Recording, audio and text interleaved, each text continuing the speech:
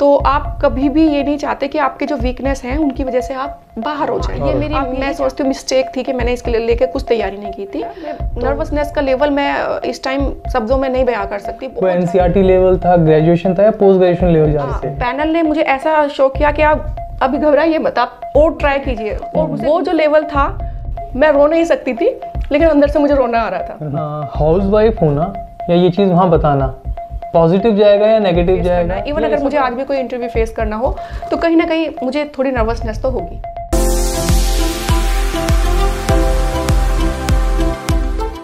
Welcome in my YouTube channel Aditya the dreamer.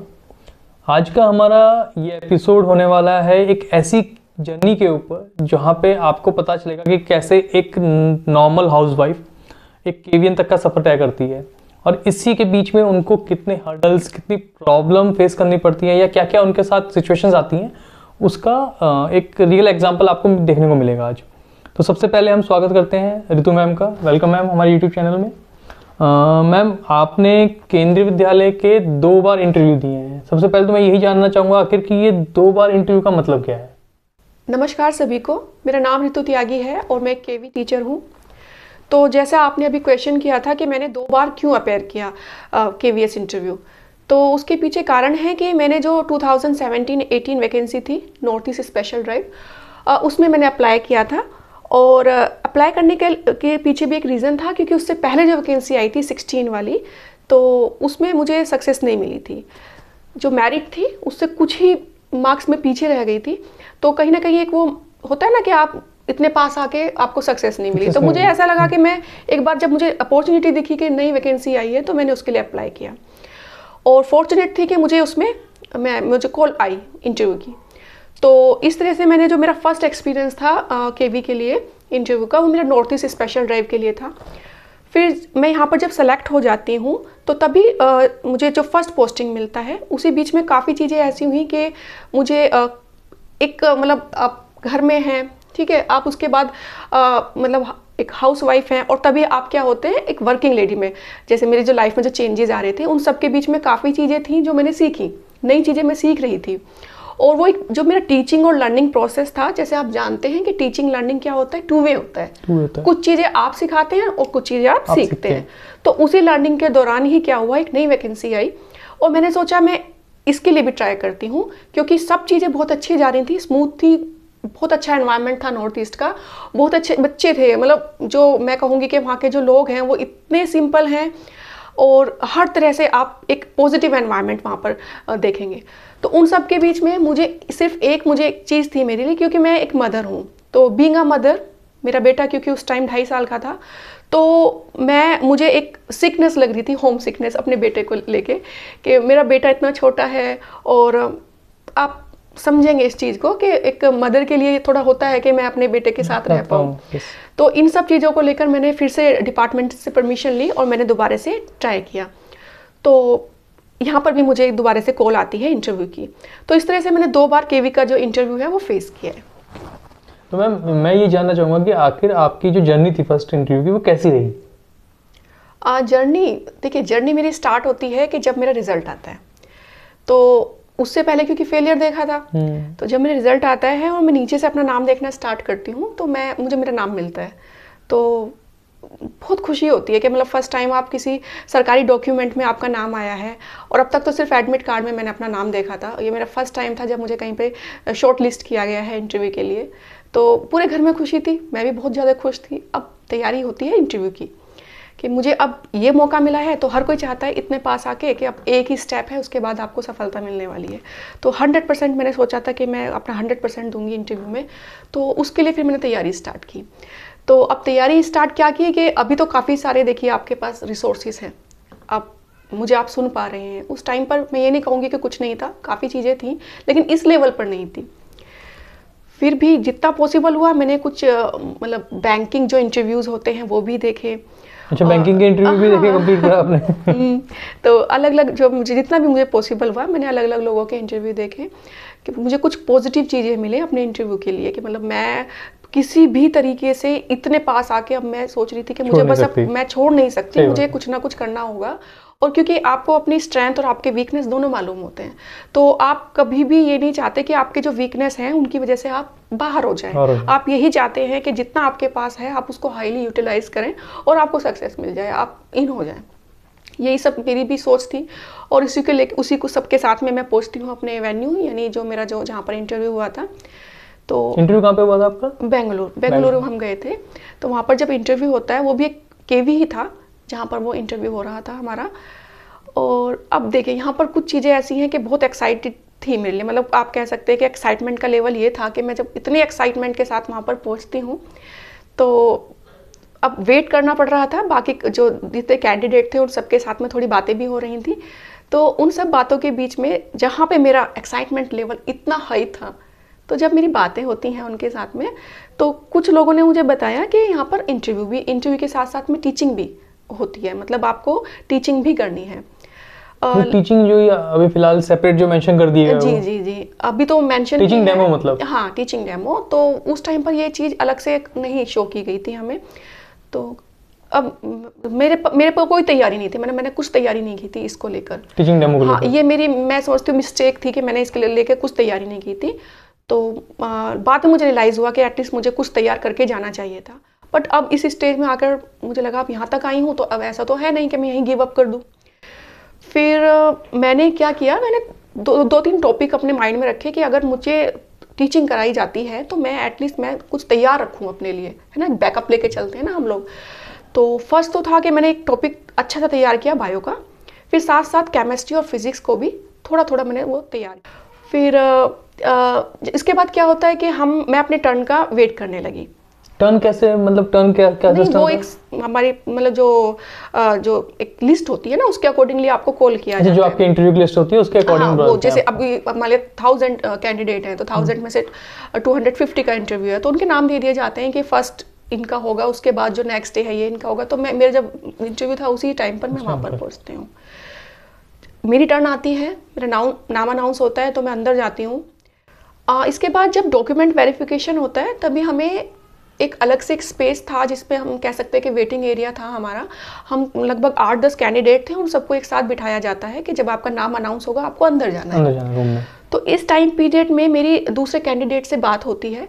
तो मैं अब तक तो क्योंकि पहले मुझे एक शौक मिला के मुझे टीचिंग करनी है, ठीक है, तो उसको मैंने ओवरकम किया। तो अब यहाँ पर मुझे मुझे चीज़ें महसूस हुई कि मेरी जब बात होती है दूसरे कैंडिडेट से तो उसमें से कुछ कहते हैं कि हम JRF निकाल के आए हैं, ठीक है, कुछ कहते हैं नेट JRF निकाल के आए हैं, कुछ कहते हैं कि वो NVS के ऑलरेडी सिलेक्टेड कैंडिडेट हैं तो वो NVS से KVS में आना चाहते हैं।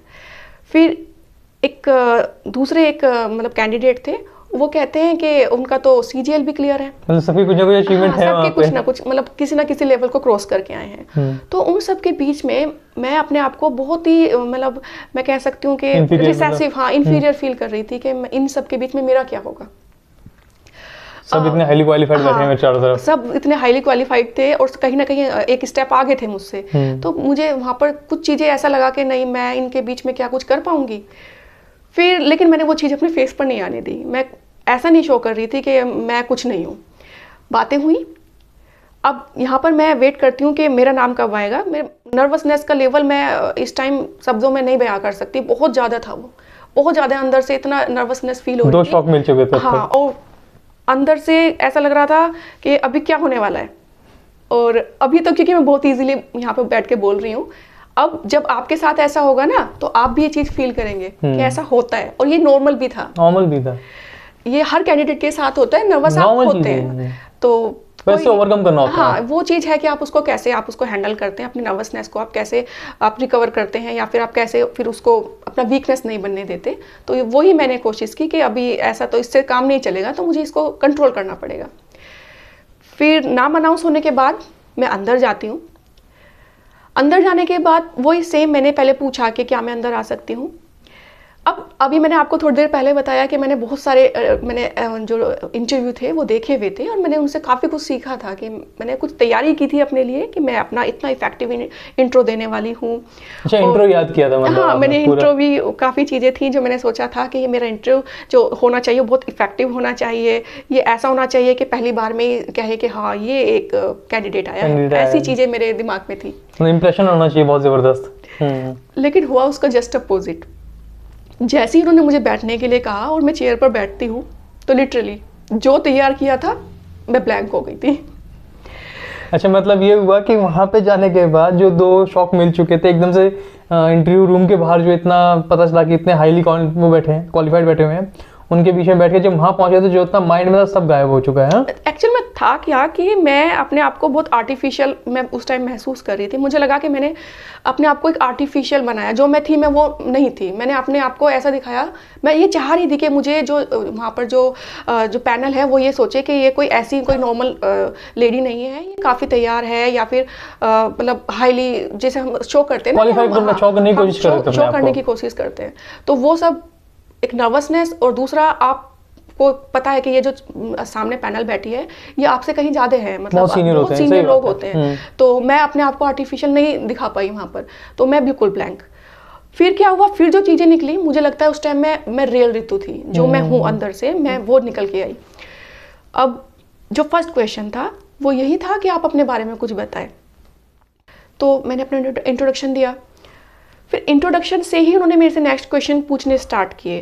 तो अब वो क्वेश्चन ऐसे थे कि जैसे आपकी फैमिली में कौन कौन है, या फिर आपका बच्चा कितने साल का है, इस तरह से क्वेश्चन स्टार्ट हुए। और उसका पीछे रीज़न क्या था, मुझे ऐसा लगता है कि आप चाहे कितना भी छिपाने की कोशिश करें, कुछ ना कुछ चीज़ें हैं जो शो हो जाती हैं। और हो सकता है कि वहाँ पर जो पैनल थी उनको ये चीज़ शो हो रही थी कि मैं नर्वस हूँ। एक्चुअली साइकोलॉजिस्ट बैठे होते हैं और वो भी बहुत एक्सपीरियंस्ड होते हैं, तो जल्दी वो कैच कर ही लेते हैं चीज़ों को। तो उन्होंने मुझे सबसे पहले तो मुझे रिलैक्स फील कराया कि आप इतने ज़्यादा नर्वस ना होइए, मतलब हमारे साथ में थोड़ा कंफर्टेबल रहिए, ऐसा कुछ नहीं है। तो वो चीज़ें उन्होंने शायद इसलिए मुझसे पूछी होंगी। ठीक है, मैं अब नॉर्मल होती हूँ धीरे धीरे। अब आगे क्वेश्चंस, कुछ टाइम तक तो यही क्वेश्चन जारी रहे कि आप KVS में क्यों आना चाहते हैं, आप KVS क्यों ज्वाइन करना चाहते हैं, ये सब क्वेश्चन होते हैं। उसके कुछ टाइम बाद जो पैनल के हेड थे उन्होंने मुझसे कहा कि मैम हम आपसे टीचिंग कराना चाहते हैं। अच्छा, उन्होंने स्टार्टिंग में ये चीज़ बात बोल दी आपसे? जी। नहीं, बिल्कुल स्टार्टिंग में तो नहीं था, लगभग इंट्रो के बाद, मतलब इंट्रो के बाद में उसके बाद 3-4 क्वेश्चन होते हैं। उसके बाद उन्होंने मुझसे कहा कि आप टीचिंग करके एक्चुअली जनरली जो हमने बात की है पहले, उसमें क्या बताते हैं कि फर्स्ट वो उनका इंट्रो करते हैं, मतलब पूरा इंटरव्यू लेते हैं, फिर बाद में टीचिंग कराते हैं। बट आपके केस में उन्होंने पहले टीचिंग कर लिया? हाँ, पहले टीचिंग रखा। ओके। अब जरूरी नहीं है, हर किसी के साथ अलग एक्सपीरियंस होता है, तो लेकिन मेरे साथ तो ये था कि उन्होंने मुझसे अब टीचिंग के लिए बोला। अब क्योंकि मैंने आपको पहले बताया ना, मैंने 3 टॉपिक तैयार किए थे, तो उन्होंने मुझसे पूछा आप क्या पढ़ाएंगे। अब यहाँ पर मैंने ना एकदम से आंसर नहीं किया। अब मैं आंसर करने ही वाली थी, उससे पहले उन्होंने कहा आप MSc हैं और आपने जूलॉजी से MSc किया है, तो आपको बायो स्ट्रॉन्ग होगा, लेकिन हम चाहते हैं कि आप फिजिक्स का कोई टॉपिक पढ़ाएं। उन्होंने एक्चुअली आपका कोर हटा के अदर सब्जेक्ट को पकड़ा। जी। तो जो मेरा जो कंफर्टेबल जोन था उससे उन्होंने मुझे नहीं कहा टीचिंग करने के लिए, उन्होंने मुझे कहा कि आप फिजिक्स से कोई टॉपिक पढ़ाएं। फिर अब नेक्स्ट मैंने सोचा चलो मैं कुछ पढ़ाने के लिए चली, तो तभी उन्होंने अपने आप ही टॉपिक भी दे दिया, आप हीट टॉपिक पढ़ाएं।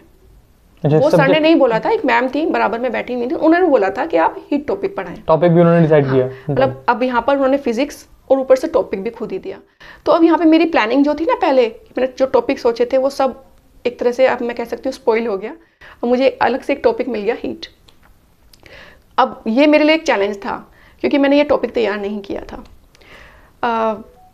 कोई नहीं, फिर मैंने सोचा पढ़ाना तो है ही। मुझे मार्कर दिया गया और बोर्ड की तरफ इशारा किया कि आप पढ़ाना स्टार्ट करें। अब इसी बीच में जब तक मैं वहाँ चेयर से उठ के बोर्ड तक जाऊँगी, उसी बीच में जो पैनल के हेड थे उन्होंने मुझे कहा आप ऐसा मान के चलें कि हम आपके स्टूडेंट हैं। ओके, पैनल ने डिसाइड मतलब बता दी कि आप हमें स्टूडेंट मान लें। आप हमारी टीचर हैं और हम आपके स्टूडेंट हैं, तो आप ऐसे हमें माने। अब ये बात तो वो खुद ही बोल चुके थे कि आप हमें स्टूडेंट माने। तो जब मैं बोर्ड के पास जाती हूँ तो सबसे पहले मैंने क्या किया, अपना जो टॉपिक था उसको एकदम से बोर्ड पर नहीं लिखा, और मैंने सबसे पहले लगभग 2 या 3 क्वेश्चन किए बोर्ड को क्वेश्चन किया आपने? नहीं, बोर्ड को नहीं, पैनल को, क्योंकि उन्होंने बोला था ना कि आप हमें स्टूडेंट, हाँ स्टूडेंट माने, तो मैंने पैनल से ही क्वेश्चन किए लगभग 2-3 क्वेश्चन मैंने किए थे। तो तभी मैम ने बोला कि आप ये क्वेश्चन हमसे क्यों कर रहे हैं। फिर मैंने बोला मैम मैं अपनी क्लास का जो नॉलेज है, या फिर आप कह सकते हैं जो प्रीवियस नॉलेज है, वो उसको चेक करना चाहती हूँ कि जो मैं डिलीवर करने वाली हूँ वो मेरे स्टूडेंट समझ पा रहे हैं या नहीं, या उनका लेवल क्या है। लेवल क्या है, मतलब आपने रिवर्स स्टार्ट किया। कैसे कोरिलेट करेंगे, ऐसा ना हो कि मैं बहुत आगे जाके पढ़ा दूँ जो उनका लेवल भी नहीं है, तो मैं पहले चेक करना चाहती हूँ। तो वो इस चीज़ से थोड़ा इम्प्रेस हुए थे, वो उनकी बॉडी लैंग्वेज से मुझे समझ में आ रहा था। अब थोड़ा कॉन्फिडेंस भी आया होगा। अब मुझे थोड़ा कॉन्फिडेंस आया। फिर नेक्स्ट जो उनका जो उन्होंने कुछ नहीं, उनका जो बॉडी लैंग्वेज था मैं समझ रही थी, जैसे मैंने आपको बताया। फिर नेक्स्ट जो मैंने क्या किया, उसके बाद में कुछ एग्जाम्पल लिए। जैसे हीट टॉपिक था मेरा, तो मैंने एग्जाम्पल क्या लिए, जो रियल लाइफ एक्सपीरियंस होते हैं ना हमारे, वो मैंने यहाँ पर शेयर किए।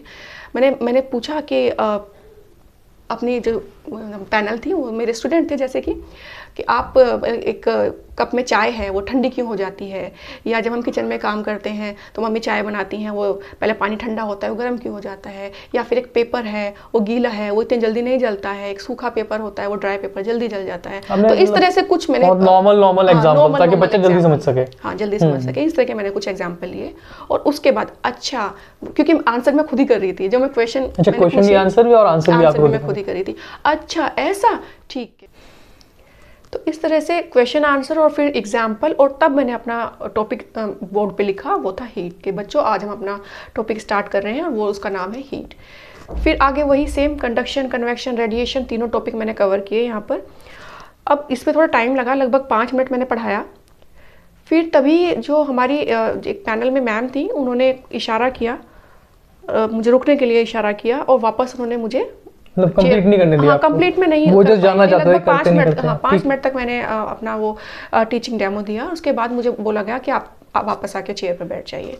तो मैं वापस चेयर पर आकर बैठती हूँ, फिर मैं वेट कर रही हूँ कि मुझसे नेक्स्ट क्वेश्चन होंगे। तो मैम ने मुझसे क्वेश्चन पूछे, और ये क्वेश्चन मेरे सब्जेक्ट रिलेटेड क्वेश्चन थे। अच्छा, अब तक टीचिंग था, अब सब्जेक्ट पे आए हैं। हाँ, अब ये सब्जेक्ट रिलेटेड क्वेश्चन थे। तो इस तरह से मैंने, मैम क्वेश्चन पूछ रही थी और मैं उनका आंसर कर रही थी। क्वेश्चन जो थे आपके, जो वहाँ पे उस टाइम स्टार्ट किया उन्होंने, तो आपके सब्जेक्ट से पूछना स्टार्ट किया, वो एनसीईआरटी लेवल था, ग्रेजुएशन था, या पोस्ट ग्रेजुएशन लेवल जा रहे थे? देखिए, वो सब कुछ मिक्स था। कुछ क्वेश्चन थे जो एनसीईआरटी से रिलेटेड थे, कुछ क्वेश्चन थे उसी से कुछ हायर लेवल उनको पूछना होता था, तो ग्रेजुएशन और मास्टर तक भी गए थे। पर ज़्यादा ऐसा नहीं कह सकते कि आपने अगर टीजीटी बताया तो आपको पोस्ट, मतलब खाली ग्रेजुएशन तक रखा आपने अपनी, मतलब जो आपने अपना वहाँ पे जो इंट्रो में बताया था, वो क्या बताया था अपना? मास्टर्स बताया था या ग्रेजुएशन? वो हमारे डॉक्यूमेंट उनके पास होते हैं, पैनल के पास, सबके पास हमारे डॉक्यूमेंट्स होते हैं। और जब आप अपना बायोडाटा बताते हैं तो अपनी क्वालिफिकेशन भी बताते हैं। तो इस तरह से उनको मालूम था, तो उसी हिसाब से उन्होंने क्वेश्चन पूछे थे। लेकिन ज़्यादातर जो क्वेश्चन थे वो एनसीईआरटी बेस्ड क्वेश्चन थे। और वो तो उन्होंने पहले मुझे बोला था कि आपको क्लास 6 to लेके मतलब 10 तक आपको तो पढ़ाना है, तो आपको कितना इस अपने सब्जेक्ट पे कमांड है, उसी को लेकर वो मुझसे क्वेश्चन भी पूछ रहे थे। तो यहाँ पर स्टार्ट हुआ हमारा क्वेश्चन राउंड, जो सब्जेक्ट से रिलेटेड था। लगभग 5 मिनट तक मेरा ये क्वेश्चन आंसर राउंड चला। तो मैम ये बताइए, इस पूरे इंटरव्यू में आपसे सीडीपी या टीचिंग एड के क्वेश्चन नहीं हुए आपके लिए? देखिए, जहाँ तक बात है टीचिंग एड की, तो वहाँ पर मैंने किसी के हाथ में कोई टीचिंग एड तो नहीं देखा था। तो मैं भी कुछ हाँ, मैं कुछ लेकर नहीं गई थी टीचिंग एड तो। और सीडीपी की अगर बात करें तो सीडीपी में डायरेक्टली तो कोई क्वेश्चन नहीं आया था कि कोई साइकोलॉजिस्ट या उससे रिलेटेड कुछ क्वेश्चन पूछा, ऐसा कुछ नहीं था। हाँ, एप्लीकेशन बेस्ड कुछ क्वेश्चन थे। और वो क्या थे, जैसे एक क्वेश्चन था जो मुझसे पूछा गया था, वो था आपकी क्लास में एक बच्चा है और वो कुरकुरे बहुत खाता है, तो आप उसको कैसे एडवाइस करेंगे कि उसको कुरकुरे नहीं खाने चाहिए, या फिर आप इस चीज़ को कैसे अपनी क्लास में बच्चों को एक हेल्दी फूड खाने के लिए मोटिवेट करेंगे। अब मैंने जल्दबाजी में इसका आंसर क्या दिया, मैंने बोला मैम, मैं अपनी क्लास के बच्चों को समझाऊंगी कि ये जो कुरकुरे हैं इसमें ट्रांस फैट होता है और इसमें सैचुरेटेड फैटी एसिड्स होते हैं, वो बहुत हार्मफुल रहेंगे। इस तरह से मैंने आंसर किया। तो तभी मुझे मैम ने बोला, क्या आपकी क्लास के जो बच्चे हैं वो इस चीज़ को समझ पाएंगे? सही बात है। सैचुरेटेड फैटी एसिड्स क्या होते हैं, और साथ ही मैंने ये भी कहा कोलेस्ट्रॉल लेवल बढ़ जाएगा। तो बच्चे को कोलेस्ट्रॉल से क्या लेना। जी, तो वो जो मुझे साथ बिल्कुल एकदम से मुझे समझ में आ गया था मैं बहुत गलत जा रही हूँ, क्योंकि क्लास 6 में चैप्टर है food where it's come from, तो क्लास 6 का बच्चा ये कैसे समझ पाएगा कि क्या फैटी एसिड्स होते हैं, है ना। फिर वो जो पैनल था वहाँ पर, मतलब पैनल ने ही मुझे आगे फिर कुछ हिंट दिए, मैं थोड़ा ऐसे कंफ्यूज बैठी हूँ, तो तभी उन्होंने मुझे हिंट किए कि आप और क्या कर सकते हैं, मतलब उन्होंने मुझे कुछ पॉजिटिव मुझे कुछ चीज़ें सजेस्ट की कि और मतलब क्या कर सकते हैं। पैनल ने आपकी हेल्प की ओवरकम करने में चीज से। पैनल ने मुझे ऐसा शो किया कि आप अभी घबराइए मत, आप और ट्राई कीजिए। वो मुझसे करेक्ट आंसर लेना चाह रहे थे, निकलवाना चाह रहे थे आपसे। हाँ, yes. तो फिर मैंने ट्राई किया, फिर वही मुझे एनसीईआरटी मेरे माइंड में आई और मैंने वहाँ पर देखा, फिर मैंने कोशिश की कि अब मैं थोड़ा सही आंसर करूँ, तो मैंने सेम चीज़ बोली कि ओबेसिटी हो जाएगी, मतलब बच्चा जो है वो मोटापा, मैंने वहाँ से उसको रिलेट किया कि मोटापा हो जाएगा, और साथ ही साथ फिर मैं बच्चे को बैलेंस डाइट के फ़ायदे बताऊँगी, और बैलेंस डाइट क्या होती है वो कंसेप्ट भी मैं साथ में बच्चे के साथ क्लियर करूँगी। तो फिर वो समझ गए कि हाँ अभी मैं सही आंसर कर रही हूँ। एक तो ये क्वेश्चन था, उसके साथ साथ एक और क्वेश्चन भी मुझसे पूछा गया था, और वो था क्लास में बच्चे चोरी करते हैं या फिर बच्चे को चोरी की आदत है, तो आप क्लास टीचर होने के नाते उनको कैसे गाइड करेंगी, कैसे उनको सही रास्ते पर लाएंगी, एक ये क्वेश्चन था। तो लगभग इस टाइप के क्वेश्चन मुझसे वहाँ पर पूछे गए थे। फाइनली ओवरऑल तो जो पैनल थी वो, अगर मैं क्वेश्चन मेरे से गलत भी हो रहा था तो ऐसा नहीं वो हो रहा था कि मुझे कोई डर लग रहा है। स्टार्टिंग में हाँ मुझे लगा, डर लगा, लेकिन कहीं ना कहीं वो मुझे सपोर्ट ही कर रहे थे कि मैं सही आंसर की तरफ आऊँ। मतलब एक तरीके से पैनल पहले आपको नॉर्मल करता है और समझता है कि आप प्रेशर में हैं, गलती कर सकते हैं। जी जी। तो ऐसा नहीं है कि अगर आप एक बार गलती कर रहे हैं तो आपको कोई प्रॉब्लम आने वाली है, पैनल भी सपोर्ट कर रहा है आपको आपके सही आंसर निकलवाने में। जी, जहाँ तक बात सब्जेक्ट की है, सब्जेक्ट में तो ज़्यादातर चीज़ें मेरी सही रही थी, लेकिन ये जो पोर्शन होता है ना, इसमें हर किसी का अपना अलग पर्सपेक्टिव से देखते हैं इस तरह के क्वेश्चन को। जो मेरे आंसर है, हो सकता है बाकी जो कैंडिडेट हैं उनके आंसर डिफरेंट रहेंगे इस सिचुएशन में, तो सबके सिचुएशन के बेस पे निकलेगा। हाँ। तो मैम मैं ये पूछूंगा आपसे कि जैसे आपका फर्स्ट इंटरव्यू कंप्लीट हुआ, फर्स्ट इंटरव्यू का एक्सपीरियंस आपको मिल चुका था कि आखिर मुझे फर्स्ट इंटरव्यू मैंने कैसे दिया या बोर्ड को कैसे फेस करते हैं, सब कुछ आपको पता चल चुका था। तो जब आपने सेकंड इंटरव्यू दिया केवी का, तो फिर तो वो तो आपके लिए हल्का एक बिल्कुल कहें कि हलवा हो गया होगा। बिल्कुल नहीं, जो फर्स्ट मेरा जो एक्सपीरियंस था केवी में, तो मुझे लगा कि यहाँ पर मेरे लिए चीज़ें ईजी रहेंगी, लेकिन मुझे लगता है एक्चुअल में तो वो उससे ज़्यादा डिफिकल्ट रहा था, क्योंकि एक्सपेक्टेशन का जो लेवल था ना वो बहुत ज़्यादा बढ़ गया था। डिफिकल्ट हो गया उल्टा? यस, डिफिकल्ट हो गया था। मेरे पास लगभग 1 साल का मेरे पास एक्सपीरियंस था। मैं केवी के लिए सर्व कर रही थी जी। तो यहाँ पर कुछ चीज़ें पॉजिटिव भी रही, ऐसा नहीं है। जैसे पहले तो मुझे एक्सपीरियंस नहीं था टीचिंग का, लेकिन यहाँ मैं 1 साल से पढ़ा रही थी और मेरे पास टोटल 5 क्लासेस थी, 6, 7, 8, 9, 10। तो मैं पूरे 5 क्लासेस डेली ले रही थी। तो कहीं ना कहीं जो मेरा टीचिंग का जो मैं कह सकती हूँ, जो मुझे लगा पहले मेरी कमियाँ थी, वो यहाँ पर काफ़ी हद तक दूर हो गई थी। और प्लस मैं नॉर्थ ईस्ट में सर्व कर रही थी। अब यहाँ पर जो सबसे बड़ा मुझे अपने अंदर जो एक चेंज लगा था वो ये था, फर्स्ट इंटरव्यू में मैंने इतनी इंग्लिश यूज़ नहीं करी थी। जो मुझसे क्वेश्चन इंग्लिश में पूछे जा रहे थे मैं उनका आंसर इंग्लिश में कर रही थी, और जो मुझसे हिंदी में पूछे जा रहे थे मैं उनका हिंदी में कर रही थी। पर ओवरऑल मेरी इतनी कमांड नहीं थी इंग्लिश पर। लेकिन सेकंड वाले में, क्योंकि मैं एक तो कंटिन्यू पढ़ा रही हूँ और साथ साथ वहाँ पर जो बच्चे थे उनको हिंदी नहीं आती थी, वो इंग्लिश बोला करते थे। तो अब क्योंकि टीचिंग मैंने बताया ना कि 2 वे प्रोसेस होता है, लर्निंग भी होता है और साथ साथ टीचिंग भी होता है। तो मैं बच्चों को पढ़ा रही हूँ, लेकिन साथ साथ डेली मैं बच्चों के साथ इंग्लिश में बात कर रही हूँ। स्टार्टिंग में मुझे डिफ़िकल्टी हुई, कुछ चीज़ें थी जो मुझे लगता था कि मैं गलत कर रही हूँ, लेकिन जब आप टीचर हो ना तो आप कोशिश करते हो कि बच्चे के सामने आप गलत ना बोलें। तो एक प्रैक्टिस मैं घर से करके जाती थी। अपना जो मेरा जो प्लानिंग होती थी कोई भी टॉपिक पढ़ाने की, मैं उसके घर से प्रैक्टिस करके जाती थी। तो उस तरह से तो मेरे सब्जेक्ट पे और अच्छी कमांड हुई, और साथ साथ मेरा कम्युनिकेशन, इंग्लिश कम्युनिकेशन काफ़ी सुधरा।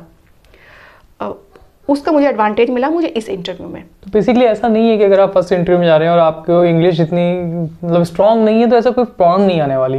इवन जब आप सिलेक्ट हो जाएंगे तो आपकी इंग्लिश भी बहुत अच्छी हो जाएगी। तो ऐसा तो नहीं कह सकते कि खाली अगर बिल्कुल इंग्लिश स्ट्रांग नहीं है तो आपका इंटरव्यू गड़बड़ हो सकता है। देखिए, अगर आपके पास इंग्लिश आपकी अच्छी है तो डेफिनेटली आपका एक प्लस पॉइंट है। बल्कि मैं तो कहूँगी कि अगर आप मल्टीलिंगुअल भी हैं तो ये तो आपके लिए एक रिसोर्स है। मल्टीलिंगुअल मतलब अगर आप हिंदी भी जानते हैं, आप इंग्लिश भी जानते हैं और आपकी कोई रीजनल लैंग्वेज है, आपको उसका भी ज्ञान है, तो ये एक रिसोर्स है। आप अगर क्लासिकल लैंग्वेज तेलुगु, तमिल या कोई आपको लैंग्वेज आती है तो बच्चा भी कहीं ना कहीं आपसे कुछ सीखेगा। सही बात है, बिल्कुल सही बात है। मतलब मल्टीपल लैंग्वेज अगर आपके पास है तो बहुत अच्छी बात है। ये बहुत अच्छी बात है। खाली इंग्लिश में मदर टंग है। हाँ, सिर्फ हम एक चीज़ बोल देते हैं ना कि इंग्लिश, सिर्फ इंग्लिश या हिंदी नहीं, आपको दूसरी लैंग्वेज आती है, ये भी बच्चे के लिए एक एडवांटेज है और ये चीज़ भी कंसीडर होती है। तो मेरी तरफ से तो मैं यही सजेस्ट करूँगी, अगर आपके पास कोई अलग लैंग्वेज भी है, आपकी रीजनल लैंग्वेज भी है, तो आप ये भी आपका एक अचीवमेंट है, आप उसको शो कीजिए कि मुझे इतनी मल्टीपल लैंग्वेज आती है। आपको उड़िया आती है या आपको तमिल, तेलुगु या कोई भी लैंग्वेज आती है, ये आपका एक एडवांटेज है। बिल्कुल सही बात है, आप उसे मेंशन कर सकते हैं कि मुझे ये क्लासिकल लैंग्वेज आती है। बच्चे को वो चीज़ सीखने का मौका मिल रहा है। इवन अगर मैं एज अ पेरेंट बात करूं तो मैंने अपने बेटे को, मेरा लास्ट पोस्टिंग उड़ीसा में रहा था, अपने बेटे को अलग से मैंने उड़िया क्लासेस दिलवाई थी। अब मैं भी ये चाहती थी कि मेरा बच्चा मल्टीलिंगुअल हो। सही बात है। तो मुझे वो अपॉर्चुनिटी मिल रही थी, मैं वहाँ पे उसको ट्यूशन, या फिर आप कह सकते हैं कि अलग से जब मैंने कुछ ऐप डाउनलोड किए थे, मैंने पूरी कोशिश की मेरा बच्चा उड़िया सीखे। अच्छा मैम, ये बताइए मुझे कि अगर आप कह रहे हैं कि सेकंड इंटरव्यू में आपका बहुत ज़्यादा, मतलब इससे ज़्यादा डिफिकल्ट था, वो डिफिकल्ट का मतलब क्या है? डिफ़िकल्ट का मतलब ये था कि अभी यहाँ पर जो था, मतलब टॉपिक तो मुझे यहाँ पर भी पढ़ाने के लिए जो दिया गया था वो मेरी मर्ज़ी से नहीं था। सेम यहाँ पर भी सेम यही चीज़ हुई कि मुझे पैनल ने बोला था आप केवी के लिए पढ़ाते हैं और पिछले 1 साल से पढ़ा रहे हैं, तो हम आप पर यहाँ पर तो डाउट नहीं कर सकते कि आप ठीक नहीं पढ़ाते होंगे, क्योंकि आपको हमने सेलेक्ट किया है। सिर्फ आप हम आपको टॉपिक दे रहे हैं, उसको आप इंट्रोड्यूस कैसे करेंगे, सिर्फ हमें ये करके दिखा दीजिए, हमें आपका कोई टीचिंग डेमो नहीं चाहिए। सिर्फ इंट्रोडक्शन मांगा बस कि आप इंट्रोड्यूस कर दीजिए। हाँ, सिर्फ आप इंट्रोड्यूस कर दीजिए। तो अब एक तो ये बात बोल दी गई, फिर दूसरा जैसे ही मैं इंट्रोड्यूस डरा पहले दिया मैं जैसे ही उठती हूँ बोर्ड की तरफ जाती हूँ, तो इस बार पैनल में मेंबर भी जाते थे। जो मेरा फर्स्ट इंटरव्यू था उसमें सिर्फ 4 मेंबर थे और इस इंटरव्यू में मेरे ख्याल 5 to 6 मेंबर्स थे। तो अभी सर ने मुझे बोला कि मैम, जाने से पहले आप एक चीज़ याद रखना कि आपको हमने सेलेक्ट किया है, तो आप केवी प्रोडक्ट हैं। मतलब एक्सपेक्टेशन पे एक्सपेक्टेशन ला दी गई है, लेवल इतना हाई कर दिया गया था। ठीक। और अब सोचिए आप, अब मैं क्या करूं, मतलब मुझे ऐसा लग रहा था कि मैं क्या डिफरेंट तरीका यूज़ करूं और कैसे अपने टॉपिक को इंट्रोड्यूस करूं। फाइनली तो हाइड्रोकार्बन जब टॉपिक मिला और मुझे कुछ डिफरेंट वे लेना था, तो मैंने इसको स्टार्ट किया जो पेट्रोलियम होता है वहाँ से, कि पेट्रोलियम बनने का जो प्रोसेस होता है वो क्या होता है, ठीक है। वो जो जैसे फॉसिल फ्यूल्स होते हैं वो मैंने एकदम सिंपल वे से ही किया। मैंने हाइड्रोकार्बन डायरेक्ट स्टार्ट नहीं किया, मैंने उसको एग्जांपल से स्टार्ट किया, फॉसिल फ्यूल से। और जो कार्बनाइजेशन जो प्रोसेस है वो मैंने यहाँ पर इंट्रोड्यूस किया, जो क्लास 8 का टॉपिक है। बेसिकली ये क्लास 8 में है, लेकिन इसका संबंध तो देखिए वहाँ से है, तो मैंने वहाँ से इसको स्टार्ट किया। तो बच्चे को मैंने मैंने रिकॉल दिया कि आप क्लास 8 में पढ़ के आए हैं ये टॉपिक, अब उसका जो रियल में जो उसका जो आगे आप हायर लेवल पे पढ़ेंगे वो ये चीज़ है। तो जो यहाँ पर जो हमारे जो पैनल के हेड थे वो बहुत सीनियर टीचर थे, वो मुझे पता चल रहा था। तो उन्होंने इंट्रोड्यूस जब मैंने टॉपिक किया, फिर मैं एल्काइन तक पहुंची ही थी, तभी उन्होंने मुझे वापस बुला लिया। फिर ऑलरेडी टीचिंग स्किल्स उन्होंने आपकी चेक कर ली। उन्होंने शुरू में बोल दिया था कि हम आपसे टीच नहीं करवाने वाले हैं, सिर्फ आप इंट्रोड्यूस कीजिए। देखिए, मैं अपने व्यूअर से एक ही बात बोलना चाहूँगा, आप जो भी टॉपिक आपको पढ़ाने के लिए बताया जा रहा है, देखिए आपकी नॉलेज हो सकती है बहुत ज़्यादा हो, ठीक है, पर एक चीज़ याद रखिएगा, जो पैनल में मेंबर बैठे हैं, हो सकता है वो 5 या 6 पर्सन में से सिर्फ 2 आदमी, मतलब जो 2 पर्सन होंगे वो आपके सब्जेक्ट के होंगे, बाकी आपके सब्जेक्ट से अलग हो सकते हैं। आप जो भी बात और जिस भी लैंग्वेज में अपनी बात कन्वे करना चाह रहे हैं ना, वो सबको बराबर मिले। ऐसा ना हो कि जो आपके सब्जेक्ट के हैं वो तो आपके बात समझ जाएं और जो आपके सब्जेक्ट के नहीं हैं वो आपकी बात नहीं समझ पा रहे हो, तो वो एक कहीं ना कहीं कम्युनिकेशन गैप माना जाएगा, क्योंकि आपको अपनी बात बिल्कुल एक छोटे बच्चे को समझानी है।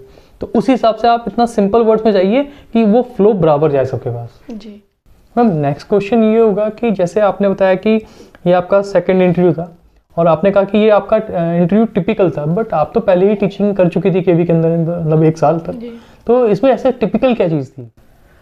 टिपिकल क्या था कि सबसे पहली बात तो जब मुझसे क्वेश्चन पूछे गए थे, ये मैंने आपको बताया ना कि उन्होंने कहा था सिर्फ इंट्रो दे दीजिए, आप किस तरह से इफेक्टिवली इंट्रो देंगे अपना, या इंट्रोडक्शन टॉपिक को कैसे करेंगे अपनी क्लास में।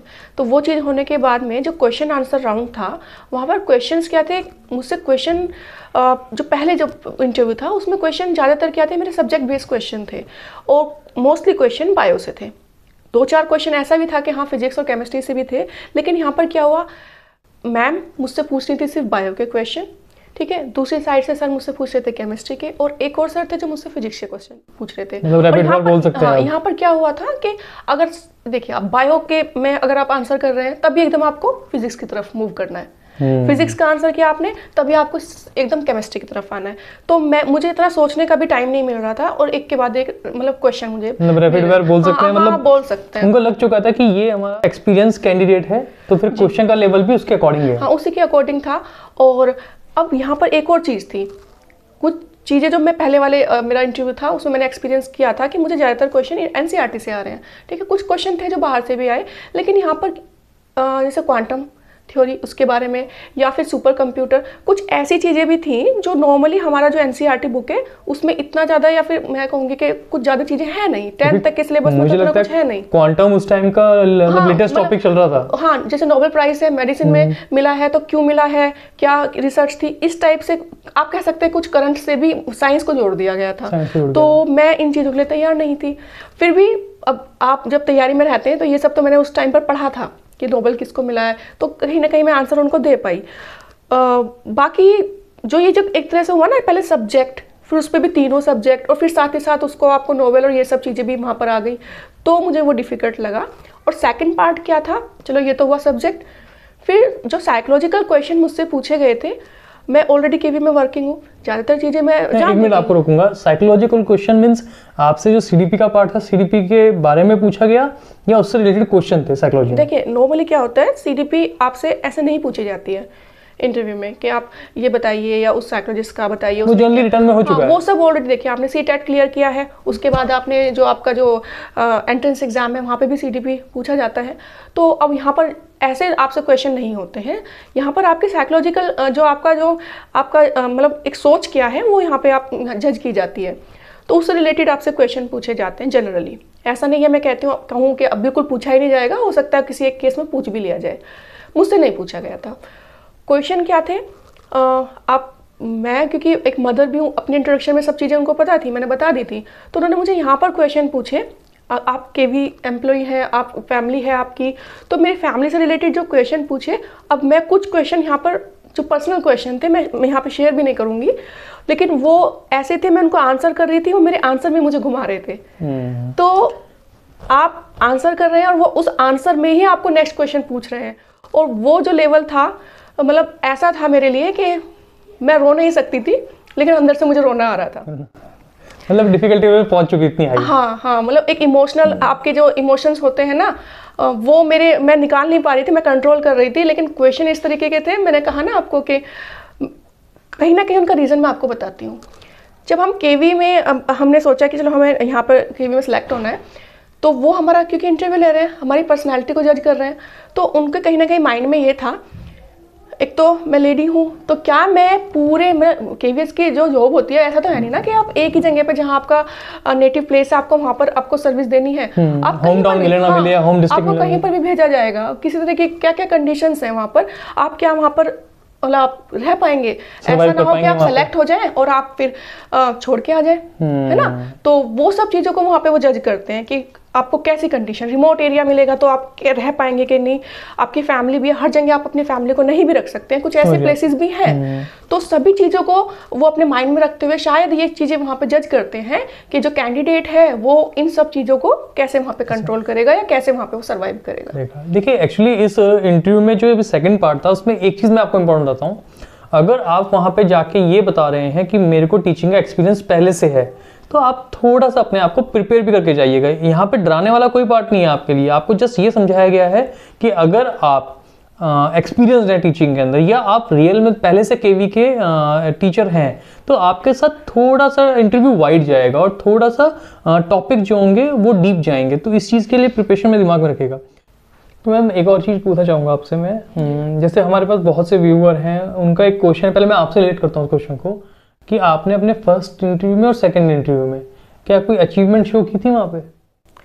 अचीवमेंट देखिए, जब मेरा फर्स्ट इंटरव्यू था तो वहाँ मुझसे तो ये डायरेक्ट क्वेश्चन पूछा गया था कि आप अपनी कोई अचीवमेंट बताइए। तो अचीवमेंट मेरे पास क्या थी कि मेरा एक जब मेरे कॉलेज टाइम पर मैंने एक सिंपोजियम अटेंड किया था, तो मैंने वही उसका वहाँ पर रेफरेंस दिया कि मैंने एक सिंपोजियम अटेंड किया था, मैं उसमें पार्टिसिपेंट थी। तो अब वहाँ पर जो हमारे पैनल के पास जो मेरे डॉक्यूमेंट थे उसमें उस सर्टिफिकेट की भी एक फ़ोटोकॉपी लगी थी, तो उन्होंने वो क्रॉस चेक की थी वहाँ पर, तो वो अचीवमेंट मैंने वहाँ पर दिखाया था और मेरे पास इससे अलावा कोई और अचीवमेंट था भी नहीं। लेकिन अब क्या था, अब जब मुझसे यहाँ पर अचीवमेंट पूछा गया तो अब इस 1 साल में जब मैं केवी में मैंने ज्वाइन किया, मैंने बच्चों को बहुत सारी चीज़ें कराई थी। बहुत सारे केवीएस में क्या होता है, काफ़ी सारी चीज़ें होती हैं बच्चों के लिए, जैसे डिफरेंट जो हम कह सकते हैं, एक मेरी वर्कशॉप हुई थी काफ़ी सारी, वो वर्कशॉप के मेरे पास सर्टिफिकेट थे, या फिर हम जो बच्चों को एक्टिविटीज़ कराते हैं उनके मेरे पास सर्टिफिकेट थे। तो NCSC नाम सुना होगा आपने, वो हमने बच्चों के लिए तैयार कराया था, उसका मेरे पास सर्टिफिकेट, काफ़ी सारी चीज़ें मेरे पास हो गई थी। मेरे ख्याल 8 से 10 मेरे पास सर्टिफिकेट थे, मैंने वो वहाँ पर शो किए थे। पर अब शो तो किए हैं, लेकिन साथ ही साथ उस पर क्रॉस क्वेश्चन होना भी मुझे पता था, मुझसे होंगे क्वेश्चन, और मैंने वो तैयार किए थे कि अगर क्वेश्चन होता है, ये क्वेश्चन हुआ तो मैं उसका ये आंसर करूँगी। तो ये मेरे लिए पॉजिटिव चीज़ गई थी। मैं एक जनरल मिथ है इसके अंदर, वो ये पूछना चाह रहा था, क्वेश्चन का जो मेरा पार्ट था कि क्या अगर किसी के पास अचीवमेंट नहीं है या कोई ऐसे डॉक्यूमेंट्स नहीं है जो अचीवमेंट में लगा सके, तो क्या कोई नेगेटिव इम्पैक्ट जाने वाला है इसके ऊपर? नहीं, कोई नेगेटिव इम्पैक्ट तो नहीं होना चाहिए, इसका कोई नेगेटिव इम्पैक्ट है भी नहीं। और मैं तो कहूँगी अगर आपके पास कोई भी अचीवमेंट नहीं है ना, जैसे मैंने अभी पहले भी आपको बताया था कि आप मल्टीलिंगुअल हैं, तो ये भी आपकी एक अचीवमेंट है। हम KVS में भाषा संगम एक हमारा प्रोग्राम है, हम आपने सुना भी होगा, वो कंडक्ट होता है। उसमें हम क्या सिखाते हैं, जितनी भी हमारी जो 22 भाषाएँ हैं, उन 22 भाषाओं को हम बच्चों को ज्ञान करा पाएँ, हम उनको कम से कम उनकी कुछ लाइनें ही सिखा पाएँ। तो कभी उसमें तमिल हम सिखाते हैं, कभी तेलुगु है, हम सारी भाषाओं को बच्चों को सिखाना चाहते हैं। तो क्या आप इसको अचीवमेंट नहीं मानते? सही बात है। तो आप मल्टीलिंगुअल है, वही बहुत बड़ा अचीवमेंट है, बहुत बड़ा अचीवमेंट। और दूसरी बात, अगर आपके पास कोई इन डॉक्यूमेंट अचीवमेंट नहीं है तो कोई डरने की जरूरत नहीं है, ठीक है।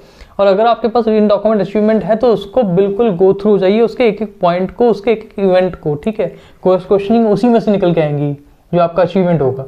नहीं है तो कोई इतना बड़ा इशू नहीं है, आप कोई ऐसे कोई दिक्कत नहीं आएगी आपको।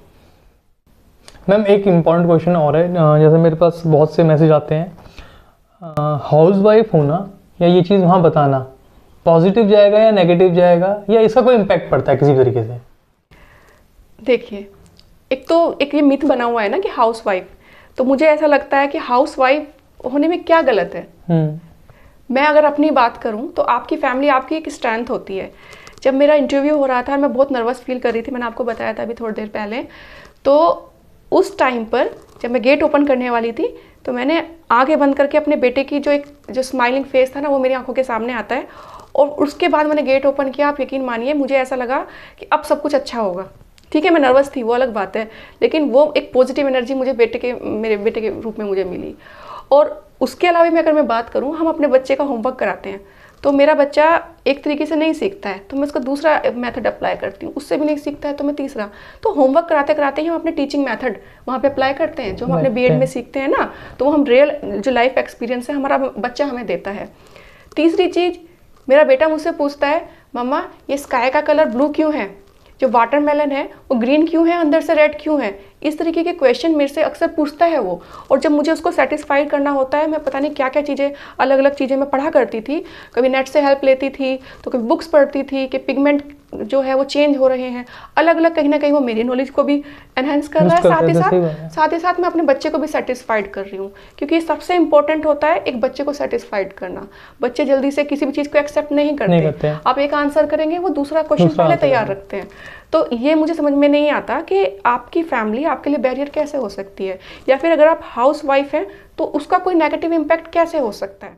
सही बात है, बिल्कुल सही बात है। ऐसा कोई भी देखिए, नेगेटिव मैसेज आपका माइंड खुद ही डेवलप करता है अपने लिए कि मैं एक हाउस वाइफ हूँ, मैं ऐसा कर पाऊंगी नहीं कर पाऊंगी, ये गलत है। एक स्ट्रेंथ है वो आपकी। कल एक मैसेज आया था केरला से, उसमें एक लेडी थी, वो उनको टेंशन थी कि सर मेरे नंबर कम बन रहे हैं और मुझे टेंशन बहुत ज़्यादा हो रही है, तो मैं कैसे करूँ, इंटरव्यू की प्रिपरेशन भी करनी है मुझे। तो मैंने भी उनको यही सजेशन किया था, देखिए अगर आपका इतनी टेंशन आपको हो रही है तो आपके बगल में आपका पावर हाउस घूम रहा है, साथ में आपका बच्चा, आप उसके साथ टाइम बिताइए, उसके साथ थोड़ा एंजॉय कीजिए, आपको अपने आप पॉजिटिव एनर्जी मिलेंगी। तो कहीं ना कहीं अब एक हाउसवाइफ के पास ये सबसे बड़ा बेनिफिट है, ठीक है, कि वो अपने आप को नॉर्मलाइज कर सकती है जल्दी। इन 5 सालों में जो मुझे केवी में पढ़ाते हुए हो गए हैं, अगर मैं अपने आप को देखूं पीछे कि मैं कहाँ से स्टार्ट हुई थी, मेरी जो जर्नी है ये, तो तब से अब तक मेरे अंदर इतने चेंजेस आ गए, मैं अपने आप को खुद महसूस करती हूँ कि मैं ऐसी नहीं थी। तो ये सब मुझे सीखने को मिला है किसके थ्रू, केवी के थ्रू। ये सारा कुछ डिफरेंट डिफरेंट ट्रेनिंग मैंने ली है केवी में इन 5 सालों में। हर तरह की ट्रेनिंग मुझे दी गई है और यकीन मानिए कि मेरी पर्सनैलिटी टोटल चेंज हो गई है। अब मुझे लगता है कि मेरा बच्चा मुझसे क्वेश्चन पूछता है, मैं पहले से रेडी हूँ, मुझे पता है उनके आंसर, क्योंकि मैं बच्चों को पढ़ाती हूँ। तो मैं भी एक्चुअली यही कहना चाहूँगा, क्योंकि बहुत से कैंडिडेट क्या होते हैं, उनके अंदर एक मिथ आ गया है, अगर वो आज से 5 साल पहले आपसे मिलते तो वो जिस ऋतु से मिलते वो अलग होती बिल्कुल, और आज जिनसे मिल रहे हैं वो अलग है। वो 5 साल का जो एक्सपीरियंस गेन किया है, वो कॉन्फिडेंस गेन किया है, वो सब कुछ अलग हो जाता है, आपको एक अलग कैरेक्टर बना जाता है। देखो, लेकिन अगर वो आज कंपैरिजन कर रहे हैं तो वो गलत है। अगर वो ये कंपैरिजन कर रहे हैं सर उनको देख, क्योंकि बहुत से लोगों का फोन आ रहा है सर उनको देख के तो हमें बहुत लो कॉन्फिडेंस फील हो रहा है, तो वो करना मेरे हिसाब से गलत होगा आपका, क्योंकि 5 इयर्स पहले जाते तो सब बराबर ही खड़े थे लगभग। इवन अगर आप मैं यहाँ से बैठ के बात कर रही हूँ तो मेरे लिए शायद ये चीज़ ईजी हो रहा है बोलना कि ऐसा नहीं होना चाहिए, वो नहीं होना चाहिए। अगर आप एक कैंडिडेट की निगाह से देखें कि आपको इंटरव्यू फेस करना है, इवन अगर मुझे आज भी कोई इंटरव्यू फेस करना हो तो कहीं ना कहीं मुझे थोड़ी नर्वसनेस तो होगी। हो सकता है आप भी कहीं ना कहीं अपना दोबारा से यूट्यूब में पहुंच जाए देखने के लिए क्या होने वाला है। जी, आप कोई भी नई चीज़ में अगर स्टार्ट कर रहे हैं, कोई भी नई चीज़ अगर आप जा रहे हैं तो फेलियर का भी डर होता है, नर्वसनेस भी होती है। और चाहे आप मैं सेकंड टाइम जब इंटरव्यू देने गई थी मुझे तब भी नर्वसनेस थी, हालांकि मुझे सब चीज़ें मालूम थी कि मुझे क्या क्या करना है, लेकिन मैं नर्वस थी। और ये कोई ऐसी चीज़ नहीं है कि आपके साथ हो रहा है, सबके साथ होता है। इस चीज़ को आप जितना नॉर्मल लें वो उतना आपके लिए सही है। या तो आप नर्वस होके अपना बस गिव अप कर दें कि मैं नहीं कर पा रही हूँ या नहीं कर पा रहा हूँ, या फिर ये है कि आपके पास ये आपको जो 15-20 मिनट या फिर आधा घंटा मिला है आपकी लाइफ चेंज कर देगा। आप उसको एक चैलेंज माने और उसको बस जो भी है आप अपना 100% दें। मैम नेक्स्ट क्वेश्चन एक और जो हमारे व्यूवर्स का एक क्वेश्चन आया है, एक व्यूवर है, उनका नाम तो नहीं बताऊंगा मैं, उनका क्वेश्चन ये था कि वो अभी फ़िलहाल 6 मंथ्स की प्रेग्नेंट है। वो डर रही है कहीं ना कहीं कि मैं इंटरव्यू में क्या मेरे को कोई नेगेटिव ये है, इसका इशू बन सकता है या कोई दिक्कत है। दिक्कत मतलब क्या, ये कोई क्या चीज़ है, मतलब प्रेग्नेंट है तो ये कोई आपका मतलब माइनस पॉइंट कैसे हो सकता है, या उनको डरने की इसमें क्या ज़रूरत है। ठीक है। और दूसरी चीज़ होता क्या है, हम जैसे कहते हैं ना इंटरव्यू में हमारा पर्सनैलिटी टेस्ट होता है, तो कुछ लोगों को ये मिसकंसेप्शन है कि पर्सनैलिटी मतलब हम गुड लुकिंग दिख रहे हैं या नहीं, है ना, ये सब चीज़ें वो सोचते हैं। लेकिन यहाँ पे पर्सनैलिटी का पहली चीज़ तो ये, पर्सनैलिटी का आप मीनिंग देखिए ना, पर्सन विद एबिलिटी, है ना। तो यहाँ पर आपकी एबिलिटी चेक हो रही है। इस चीज़ का कोई मैटर नहीं है कि आप प्रेग्नेंट हैं, तो मुझे नहीं लगता इस चीज़ का कोई नेगेटिव इम्पैक्ट होने वाला है आपके इंटरव्यू पर। आपकी टीचिंग मेथोडोलॉजी क्या है, आप किस तरह से उनको कन्विंस कर रहे हैं, आपके आंसर कितने इफेक्टिव हैं, ये चीज़ें वहाँ पर मैटर करेंगी। और बल्कि मैं तो कहूँगी केवीएस जितनी मतलब जिस तरह से अपने जो फीमेल स्टाफ है उनके लिए जितना वहाँ पे फैसिलिटीज़ है, मुझे नहीं लगता किसी और ऑर्गेनाइजेशन में इतनी दी हुई है, इसमें लीनियंट कोई नहीं है। हाँ, डेफिनेटली। मैम एक क्वेश्चन और है, क्वेश्चन ये था एक हमारे व्यूवर का, उनके लेग्स, बोथ लेग्स में कुछ मतलब डिसेबिलिटी है, तो अब वो इस चीज़ को लेकर डर रहे हैं कि सर इसका कोई इम्पैक्ट जाएगा क्या इंटरव्यू के ऊपर। बिल्कुल नहीं, बिल्कुल नहीं। अब दिव्यांगता आप कैसे कह सकते हैं कि ये कोई नेगेटिव इम्पैक्ट होगा, बिल्कुल नहीं, ऐसा कुछ नहीं है। आपकी क्या मैंने कहा ना, आपकी पर्सनैलिटी से मतलब बिल्कुल मत मानिए कि आप कैसे दिख रहे हैं, ये सब चीज़ें तो कोई मैटर ही नहीं करती उनके लिए। आपको बच्चों को पढ़ाना है, बच्चे आपकी जो मतलब टीचिंग है उससे कितने कन्विंस होते हैं, कितना वो ग्रहण करते हैं, मैटर सारा यहाँ पर है। आपकी नॉलेज बोलेगी वहाँ हाँ, पे, ठीक है। और वैसे भी गवर्नमेंट ने तो अब आपको देखिए वर्ड अब दिव्यांग वर्ड है अब आपके लिए, ठीक है। आपको डरने की किसी चीज़ की जरूरत नहीं है, आप अपनी नॉलेज के दम पे वहाँ पे जाइएगा इंटरव्यू में। अपने अपीयरेंस के या अपने दिखावे के बेस पे आपका इंटरव्यू नहीं होने वाला, आपका इंटरव्यू होने वाला आपके नॉलेज के टेस्ट के बेस पे। तो मैम प्लीज़ यही कहना चाहूँगा लास्ट के लिए कि जो अभी फिलहाल शायद से 1 से 1.5 महीना बचा हुआ है इंटरव्यू का, आप कोई ऐसा इंपॉर्टेंट टिप्स देना चाहेंगे हमारे व्यूअर्स को जो उनके बहुत काम आए। मैं सिर्फ इतना कहना चाहूँगी, देखिए सबसे ज़्यादा जो आपके लिए इम्पोर्टेंट है वो है आपकी सब्जेक्ट पे कमांड। आपके पास कितनी भी अचीवमेंट है, उन सबसे ज़्यादा इम्पोर्टेंट क्या होगा कि आप बच्चे को क्या डिलीवर करने वाले हैं। तो सब चीज़ों से कॉम्प्रोमाइज़ हो सकता है, लेकिन आपको अपना सब्जेक्ट आना चाहिए, पहली चीज़। दूसरी चीज़ ये है कि जब आप पढ़ाने जाएँ या फिर आपको, जैसे इस बार तो कन्फर्म है कि आपको टीचिंग करनी ही है, तो आप अगर आप पीआरटी के लिए दे रहे हैं तो आपको चारों सब्जेक्ट पे थोड़ा थोड़ा कुछ कमांड होना चाहिए। कमांड मतलब आप तैयार कर लें कुछ सिलेक्टेड टॉपिक को एटलीस्ट तैयार कर लें। क्योंकि होता क्या है, जनरली जो मेरी दूसरी टीचर से भी बात हुई है, उनसे मुझे ये चीज़ पता चली कि ये एक कोइंसिडेंट था कि मेरे से दोनों जो मेरे इंटरव्यू थे मुझे मेरी कोई मर्जी नहीं पूछी गई, मुझे डायरेक्टली एक टॉपिक दे दिया गया। लेकिन ज़्यादातर होता ऐसा है, वो आपसे ही कह देते हैं आप कोई टॉपिक तैयार करके आए हैं, आप उसको पढ़ाइए। That's it. चलिए ma'am, very very thank you आपका इतने इम्पॉर्टेंट पॉइंट्स और अपना जो पूरा एक्सपीरियंस था हमारे साथ शेयर करने के लिए और हमारे व्यूवर्स के साथ शेयर करने के लिए। मैं अभी एक ही बात कहना चाहूँगा, अगर आपकी तरफ से कोई डाउट है, कोई पॉइंट है, तो वो आप हमें भेजिए, हम कमेंट्स के थ्रू क्लियर करेंगे।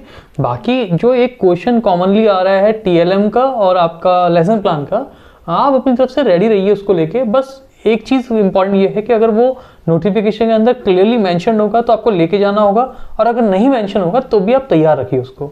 अब उसके ज़्यादा कोई अपडेट आती है तो हम आपको पक्का प्रोवाइड करेंगे। फाइनली मैं आप सबकी तरफ से भी मैम को थैंक्स कहना चाहूँगा। Thank you ma'am. वेलकम। तो आज का शो हम यहीं पे कंप्लीट करेंगे अपना।